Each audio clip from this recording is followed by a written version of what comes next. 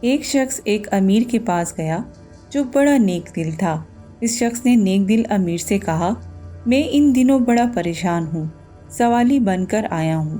میں نے ایک شخص کا قرض بھی دینا ہے، وہ اپنی رقم کا تقاضا کرتا ہے، اس نے میری ناک میں دم کر رکھا ہے، دن کا چین اور رات کی نیند حرام ہو رہی ہے، خدا را میری مدد فرمائیں۔ نیک دل امیر کو اس شخص پر بڑا ترس آیا۔ اس نے اسے چند اشرفیاں دیں کہ جاؤ ان سے گزارا کرو۔ اس شخص نے اشرفیاں لے کر شکریہ ادا کیا اور چلا گیا۔ ایک شخص یہ ساری گفتگو سن رہا تھا۔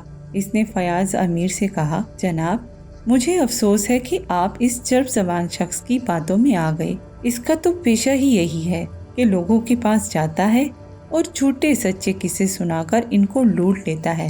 مخیر امیر نے اس شخص کی باتیں سن کر جواب دیا، تم شاید ٹھیک کہتے ہو، مگر میں نے جو کچھ کیا مجھے یہی کرنا چاہیے تھا۔ وہ شخص اگر مقروض ہے تو میں نے اسے بے آبرو ہونے سے بچا لیا، اور اگر دھوکے باز ہے تو معمولی رقم دے کر میں نے اس سے اپنی جان چھڑا لی۔ مال تو دراصل اسی لیے ہے کہ اسے بھلائی کے کاموں پر لگایا جائے۔